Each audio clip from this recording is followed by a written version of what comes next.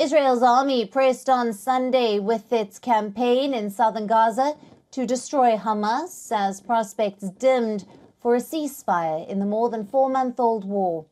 Israel has concentrated its military operations in Khan Younis, the hometown of Hamas Gaza leader Yahya Sinwar, whom it accuses of masterminding the 7th of October attack.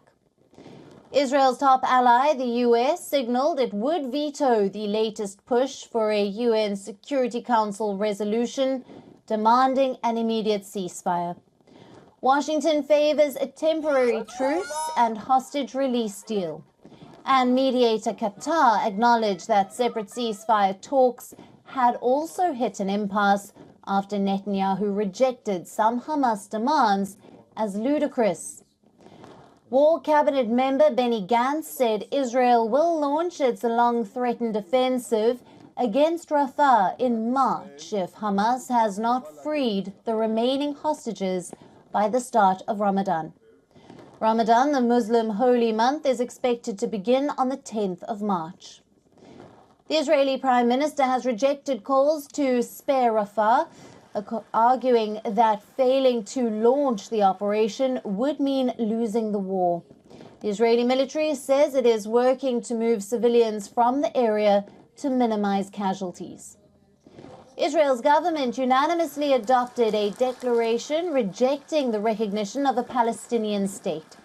Netanyahu said, and I quote, "After the terrible massacre of the 7th of October, there can be no greater reward for terrorism than that, and it will prevent any future peace settlement." Brazilian President Luiz Inácio Lula da Silva accused Israel of committing genocide in Gaza and compared its actions to Adolf Hitler's campaign to exterminate Jews. The comments that sparked a strong Israeli protest. Netanyahu accused Lula of having disgraced the memory of the 6 million Jews murdered by the Nazis and demonized the Jewish state like the most virulent anti-Semite. He said the Brazilian leader should be ashamed of himself and that his government had called in Brazilia's ambassador in protest.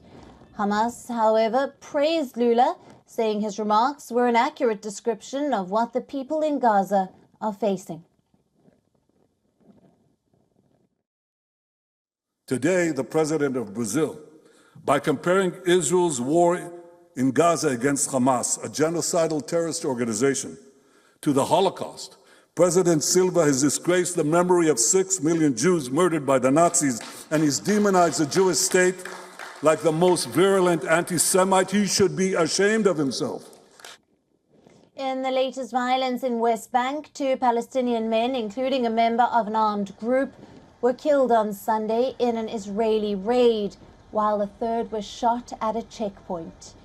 EU Foreign Policy Chief Joseph Borrell described the situation as being at boiling point and warned that we could be on the eve of a greater explosion.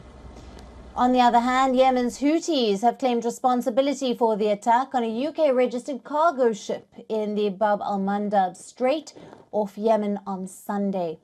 The Houthi spokesperson also claimed the crew on board the ship are safe, but the cargo ship is at risk of sinking.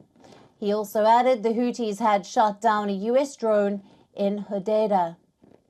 Also, the Pentagon stated US forces in the Red Sea successfully conducted 5 self-defense strikes to foil attacks by land and sea from Houthi-controlled areas of Yemen.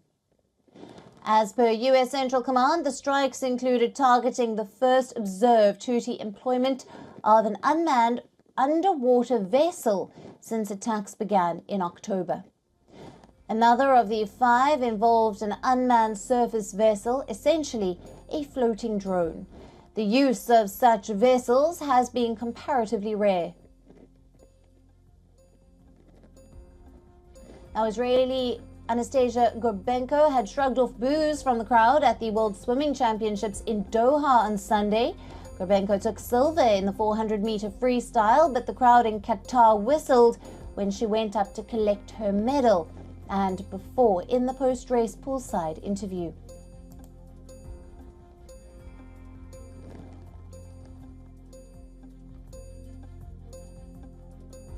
Now, for more on this, earlier we spoke to our correspondent Jody Cohen from Ra'anana. Listen in.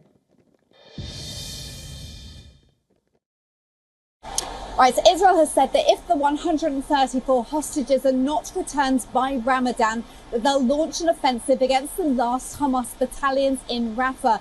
Now, War Cabinet Minister Benny Gantz has said that to those saying that the price would be too high, Hamas has a choice and can surrender. And Israel says it has made plans to evacuate civilians in Rafah in dialogue with Egypt and the United States. And some civilians, they've said, have started to leave. Meanwhile, the Prime Minister's office has said that they've made a balanced decision that allows freedom of religion over Ramadan with necessary security limits. And those will be set by security professionals. Now, some ultra-nationalists in the coalition had called to limit access to the Al-Aqsa Temple Mount compound during Ramadan, and that's because of an uptick in riots that we've seen in recent years. Centrists in the coalition oppose this, and the Prime Minister has said that freedom of religion will be respected, and any report suggesting otherwise is incorrect. For latest news, download the WION app and subscribe to our YouTube channel.